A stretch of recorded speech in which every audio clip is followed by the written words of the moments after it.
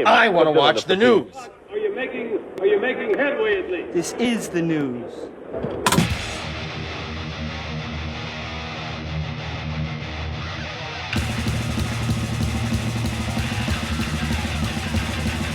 Smack-a-McGob, it is time for the only news that matters. And in a new interview with Ultimate Classic Rock, former Kiss guitarist Bruce Kulick confirmed that he wasn't asked to be at the band's final show last month and wasn't invited to attend the event, which was held at New York City's Madison Square Garden. He said in part, "I think the tone for that I was kind of well aware of back when they announced the final shows. They were saying the final 50, here it is." Doc McGee went on one of the good podcasts that I know and said something like, what about Bruce Kulick? And he said, well, Kiss isn't a jam band.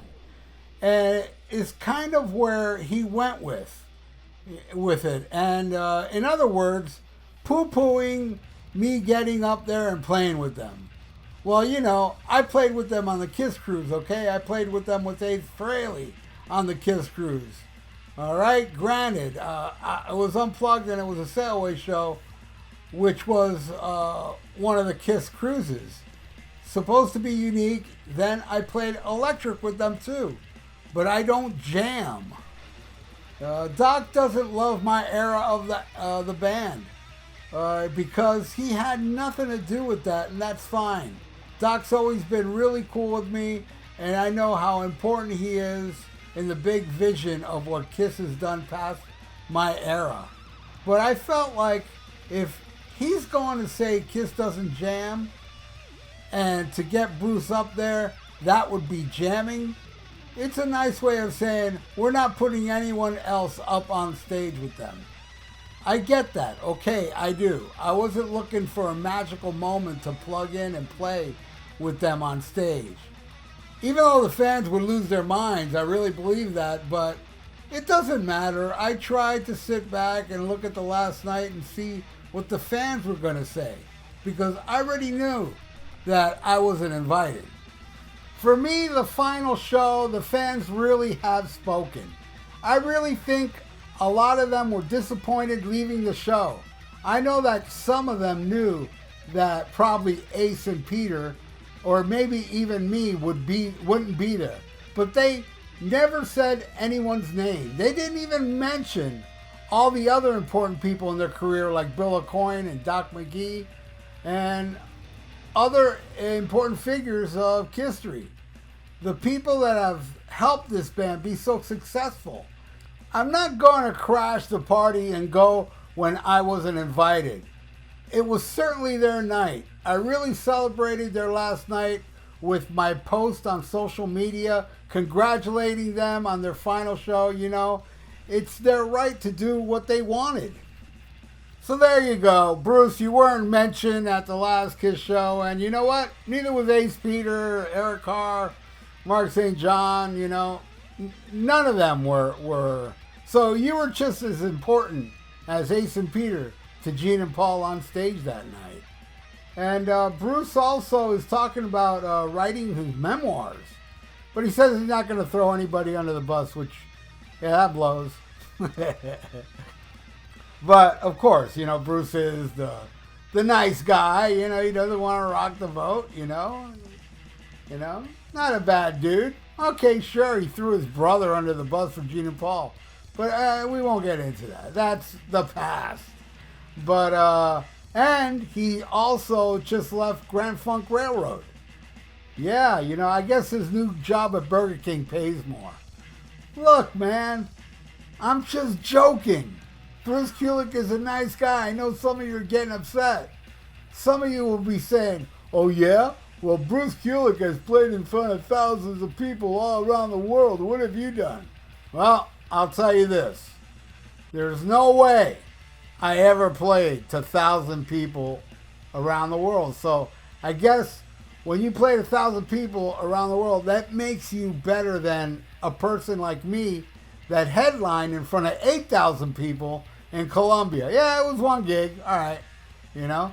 But anyway, I did that. So if Bruce is better than me because he did more than I'm better than you. Hey, I'm using your logic on you. But, you know, I don't think I'm better than anybody because I headlined in front of 8,000 people, which was awesome, by the way. And, you know, I do dig me some Bruce. I love those 2 Union albums. Man, that second one was great. Blue Room. I thought it was awesome. And the first one.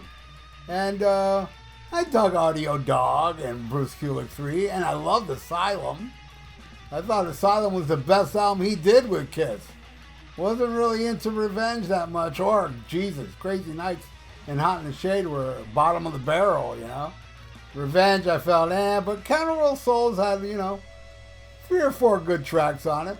Nah, I'm not a Bruce hater, even though I would put him 3rd favorite Kiss guitar player. Now, my number 1 would be Ace Frehley.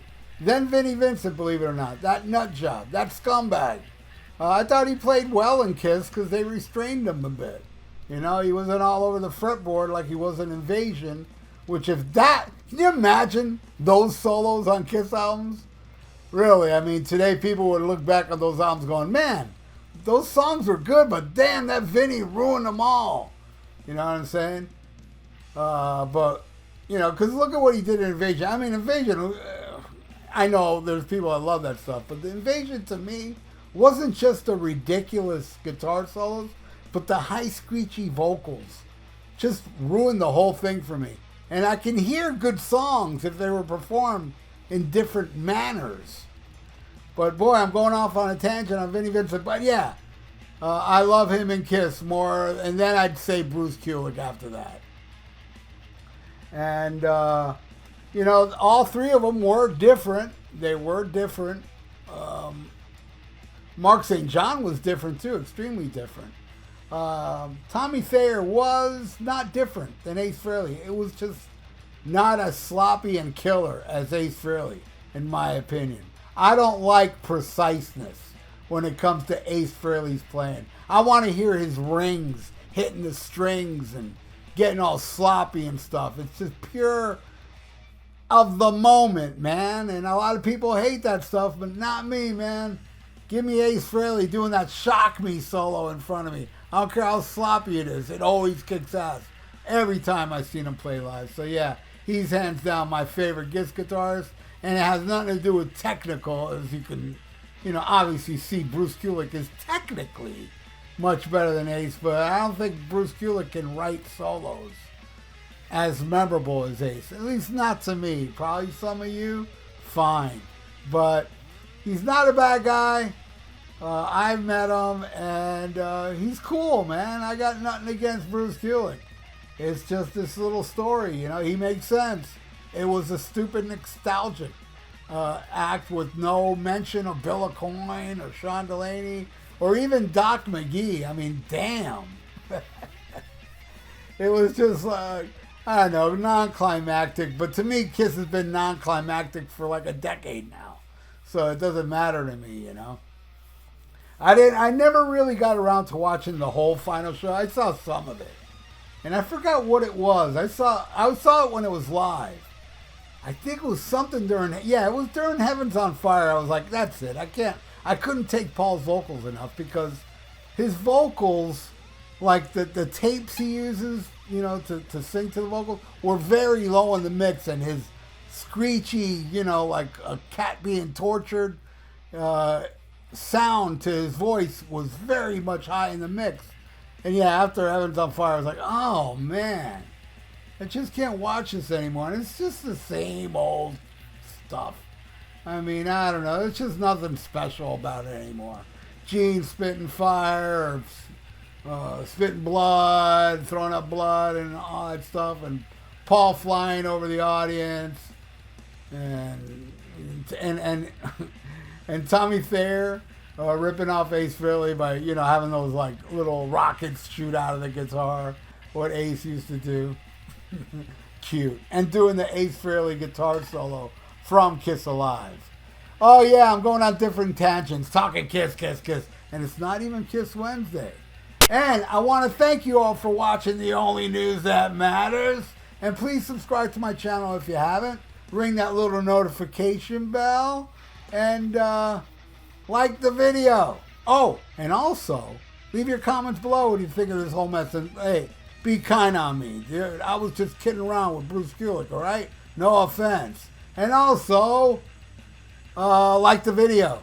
It's good for the YouTube algorithms. So stay frosty, listen to Black Sabbath, and smack 'em a gob. Farewell and adieu to you fair Spanish ladies. Farewell and adieu, you ladies of Spain. For we've received orders for to sail back to Boston.